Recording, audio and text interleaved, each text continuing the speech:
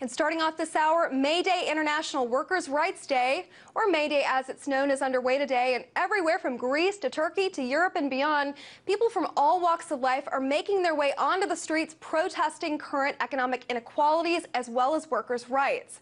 Now, historically associated with the labor movement, this day has come to encompass many other causes in the U.S. under the umbrella of the Occupy movement. Issues like Wall Street reform and immigration have taken center stage.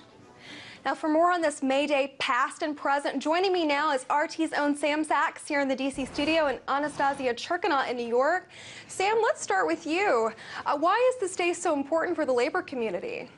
Well, I mean, the day goes back pretty long ways. I mean, this goes back to the dark days of the Gilded Age in 1886, when workers were trying to organize for an 8-hour workday, when workers were fighting against automation. We saw automation already taking over the workplace as far back as the late 19th century. So this was the beginning of the labor movement. It all came to a head in 1886 on May 4th in Haymarket Square. There was a peaceful rally going on, some striking workers. That turned violent. A bomb was thrown into the crowd. The police opened fire. Lots of people were killed, and it was actually used by police and by the government to crack down on a lot of extremist organizations, you know, what they referred to as anarchists or far-left socialists. But also the effect of that is it strengthened the labor community as well in response to the kind of this aggression from the police. And out of that, a few years later, you saw around the world these kind of movements rising up around May, commemorating what happened in Haymarket Square, and also just taking this global struggle for workers during the age of the Industrial Revolution, when conditions for workers weren't very good, building and building and building. Certainly a lot of history there, Sam. So, Anastasia, I understand that you were actually on the ground today where the protesters were earlier. Can you give us some experiential knowledge of what was happening? Well, Margaret, several actions taking place in New York City today, as well as in other big cities throughout the United States. And what we saw earlier today and are going to continue witnessing throughout the day are protests involving unions where groups are gathering to conduct several actions throughout the city. The numbers are only beginning to kind of increase right now. The day is only getting started this afternoon, really. We did see people marching throughout the city for many blocks, and people were really, chanting and were there out on the streets to voice their discontent with economic inequality, with union busting, with wages, with workers' rights. We talked to some people on the ground, and they were certainly very vocal about why they're out on the streets today. Take a listen. Other people in high places, I'm not in high places. I don't have things that other people have. That's why I am standing here. That's why I'm marching for equality. Equality, fairness for everybody. Fairness. One have one, one have one. It's not supposed to be one have two and the other have one. Equality for everybody. That's why I'm marching right here. I'm here today on May Day because, unfortunately, a lot of companies pay their advertised jobs that pay below minimum wage. And I think that's a big problem. Is this May Day protest, is this just a single day, or could we see this prolonged activity from these groups? Is that to me, Margaret? Yes, yes. Are we going to see this span out? That's a curious question, because certainly it's important to keep in mind that comparing the numbers of people who are out on the streets to, for example, last year, when we saw thousands and thousands of people kind of heated up by the moment of the popularity of the Occupy Wall Street movement come out on May Day, certainly the numbers that we have been seeing today are a lot less. We're talking about, hundreds of people at most. We're going to see if those numbers grow. So really it's going to depend a lot on whether or not the labor movement and the unions are going to be able to accumulate these numbers again, and that is going to tell us whether or not we can expect more from the groups out on the streets after May Day today. Certainly. Well, Sam, is May Day taken more seriously in other parts of the world than it is here in the United States, do you think? Well, May Day, or what's International Workers' Day as it's referred to, I mean, this is really only this is not really celebrated in the United States. I mean, you see these actions. Organizations have taken it upon themselves to claim this day within the United States, but we traditionally have celebrated, workers on Labor Day, which is a different day of the year. That came out of political sensitivities at the time. I think it was President Cleveland was a little bit uncomfortable with commemorating this massacre that happened in Haymarket Square as a day moving forward for workers. So he instead turned it to Labor Day. But this is really important, a day in the developing world, especially in places like Indonesia and in Turkey and in Bangladesh. We're seeing massive protests in these kind of low-wage nations that are kind of going through those same conditions that workers in the United States were going through when they were fighting for their rights in the late 19th century.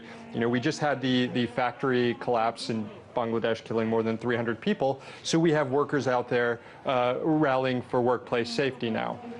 So a lot of the same issues that animated the first strike and action that created May Day are still kind of animating today throughout the world. It sounds like it. Well, it also sounds like we may have intentionally changed the date here. But Anastasia, I want to take it back to you. So what's the U.S. reluctance to officially join the rest of the world in these celebrations?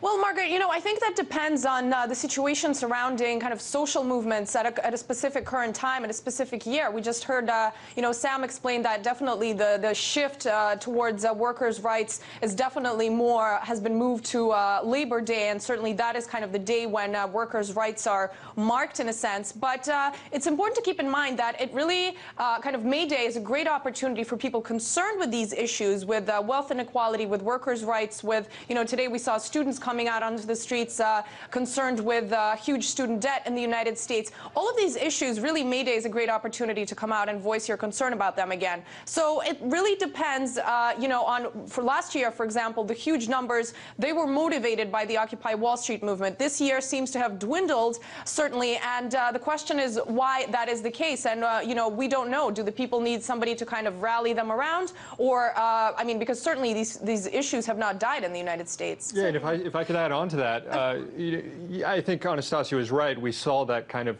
uptick in support last year as a result of the Occupy movement.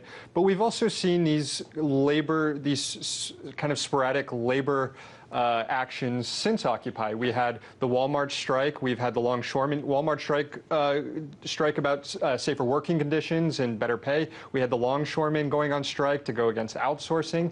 We just had the fast food workers go on strike demanding better wages. So we've seen kind of a rebirth of labor action going back to the Occupy movement that could be, you know, fueling this for the future. So, Sam, you've given us some examples of how the labor struggle in the U.S. has changed. Can you give me some examples of how it may not have changed, that it's still remaining the same since the first May Day? Yeah, well, you know, the first May Day, they were fighting automation. They were fighting the fact that, you know, they didn't need blacksmiths anymore because they had these mechanized hammers that were molding tools and everything. We're dealing with automation today. If you look over the last 40 years in the workplace, productivity has skyrocketed as a result of machines and automation, whereas worker wages have stayed flat. They haven't increased with their increased productivity. You also have, as a result, you have CEOs making 1,000 times.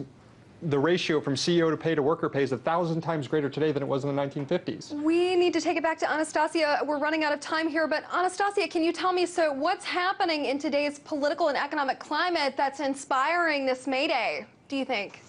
Well, Margaret, definitely a lot of issues. And again, many of the issues that were brought up by Occupy Wall Street when that movement was kind of at its peak. Certainly people are still talking about the corporate greed, the low wages, the wealth inequality, the 1% versus the 99%, all of these messages we've heard before. We talked to them again today about what they think is the major disconnect between the political and economic realities and the concerns of the people on the street. This is what they told us. 20 years ago, 60% of the people in this country were in unions.